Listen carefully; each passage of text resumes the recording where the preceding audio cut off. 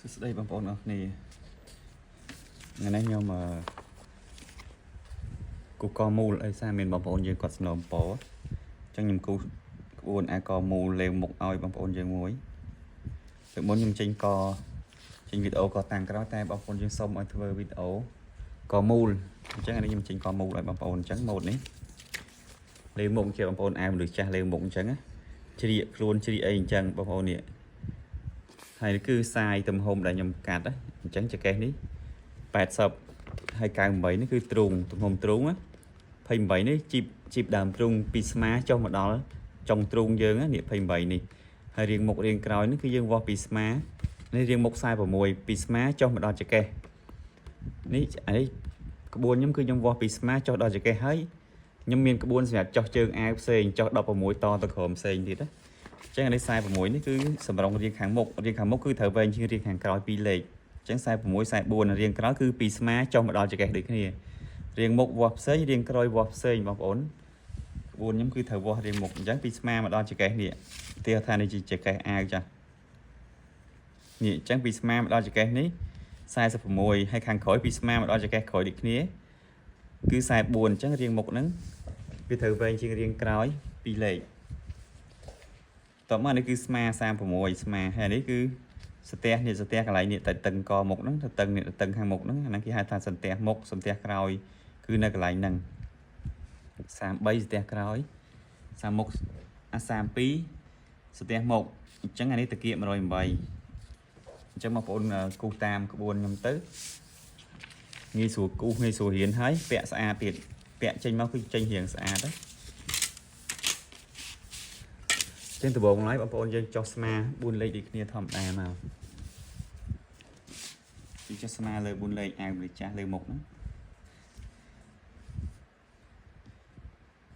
តោះមកយើងចុះក្លៀកដើម្បីចុះក្លៀកបានយើងទំហំទ្រូងចែក4អញ្ចឹង98 34 24កន្លះចឹងបងប្អូនចុះ24កន្លះមកតោះមកបងប្អូនចុះរៀងខាងមុខនេះអានេះខ្ញុំគូសទាំងមុខអញ្ចឹងចុះរៀងមុខ46មកអញ្ចឹងឈៀតនេះបាន45យើងថែម1លេខទៀតមក46ហើយយើងចុះខាងនេះទៀតមកចុះក្លៀកពី4កន្លះហើយចុះរៀងមុខ46ដូចគ្នាមកតបមកបងប្អូនយើងគូវាភ្ជាប់ពីចំណុចមួយទៅចំណុចមួយមកនេះស្មាចុះស្មាតតស្មាតតក្លៀក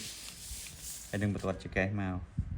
អញ្ចឹងបន្ទាត់ចង្កេះនេះគឺពីស្មាចុះមកដល់ចង្កេះនេះ46តបមកបងប្អូនចុះជើងអាវផ្សេងទៀតណា16លេខផ្សេងទៀតសម្រាប់ក្បួនខ្ញុំគឺខ្ញុំរកតែរៀងសម្រាប់រៀងមុខនិងរៀងក្រោយឯងចុះជើងអាវគឺយើងមានក្បួនសម្រាប់យើងចុះជើងអាវផ្សេងអញ្ចឹងណាអញ្ចឹងយើងចុះជើងអាវ16លេខតចុះក្រោមទៀតមកអញ្ចឹងនេះប្រវែងដងខ្លួនបានទាំងអស់ហ្នឹងហើយបន្ទាប់មកបងប្អូនចែកមួយដាក់មកបងប្អូនចែកទំហំស្មា36នេះអញ្ចឹង18អញ្ចឹងចែកអញ្ចឹងមកនេះ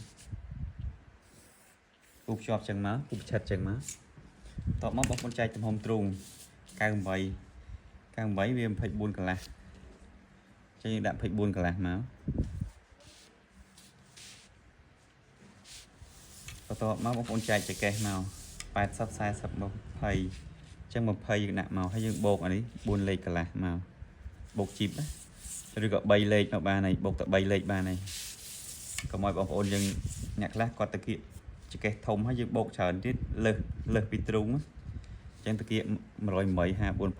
54 27ចឹងតាគៀកយើងបូកថែម2លេខមកនេះតោះមកយើងគូវាភ្ជាប់មកនេះពីចង្កេះមិនពីទ្រូងមកដល់ចង្កេះពីចង្កេះភ្ជាប់មួយចុងជើងមកតាគៀកមកនេះគូចឹងមកហើយបងប្អូនវាលជើងនេះចុះពីចង្កេះនេះទៅវាលជើងអាវធម្មតាខ្ញុំវាលអាវម៉ូតខ្ញុំវាល11តែអាវមនុស្សចាស់អញ្ចឹងខ្ញុំវាលចុះចេះ13លេខមកយើងគូវាប្រឆិតដាក់ឈៀកកោងចេះមកនេះគូប៉ុណ្ណេះមកបានហើយតោះមកយើងចុះជីបទ្រូង28លេខនេះជីបទ្រូងពីស្មាមកដល់ទ្រូងហ្នឹង28លេខតោះមកយើងចូលជីបនេះអានេះបងប្អូនខ្ញុំកាត់នេះគឺបើសិនជាបងប្អូនຕົកកងលេខបងប្អូនបូកថែម5លេខហ្នឹងនេះចោលធីវនេះ5លេខសិននៅនេះបើសិនជាបងប្អូនកងលេខស្រេះរនលេវ แต่នេះខ្ញុំកាត់នេះគឺខ្ញុំដាក់ខ្សែលេវប្រតាក់ដូចខ្នងអាវអញ្ចឹងណាអញ្ចឹងបញ្ជាក់បងប្អូនអរគ្នាបើសិនជាបងប្អូនຕົកធីវនេះ5លេខក៏ຕົកមកគូសចោលអញ្ចឹងមកសម្យើងចែកខ្លួនតាមនឹងអញ្ចឹងណាអញ្ចឹងនេះខ្ញុំអត់នេះទេខ្ញុំគូសក្បួនអាវដាក់ខ្សែលេវប្រតាក់អញ្ចឹងខ្ញុំចូលនេះ10លេខហើយគូសជីបវាត្រង់មកតោះមកបងប្អូនគូសដាក់ជាអញ្ចឹងមកអាវលើមុខហើយគូសអញ្ចឹងមកខ្ញុំប្លោះឲ្យវា3លេខនេះអញ្ចឹងយើងបូកចង្កេះមិញ3លេខតោះមកយើងចុះពីស្មានេះលើនេះមក15លេខដើម្បីរស្ទះមុខអញ្ចឹងទំហំស្ទះមុខគឺ32នេះអញ្ចឹងយើងចែកមក32 16នេះ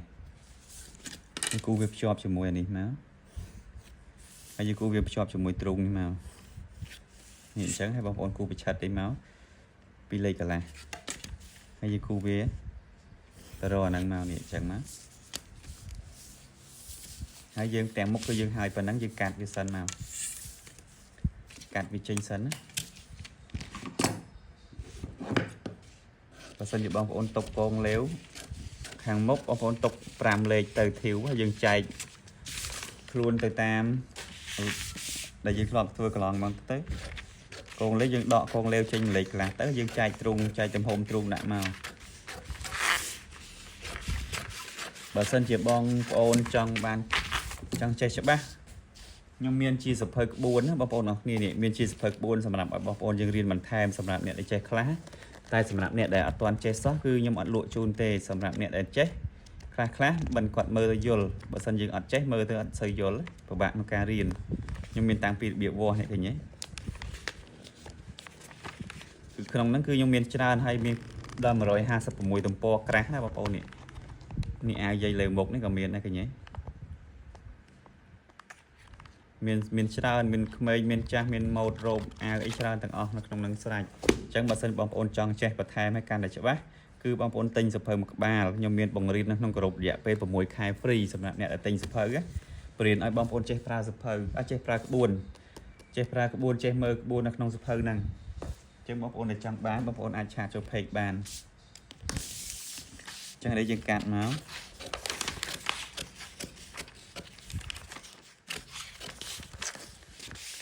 ភាសាខ្យល់ទាំងហាលវាប៉ើងពេកបងប្អូនយើងយកពីលេខកន្លះនេះចេញនេះស្មាយើងកាត់ប្រឆិតចោលតាមកណ្ដុះយើងហ្នឹងមកចានេះហើយនេះទាំងមុខហើយយើងទុកវាសិនយើងទៅកាត់ទាំងក្រោយសិននេះបងប្អូនទាំងមុខហើយយើងកាត់ទាំងក្រោយសិន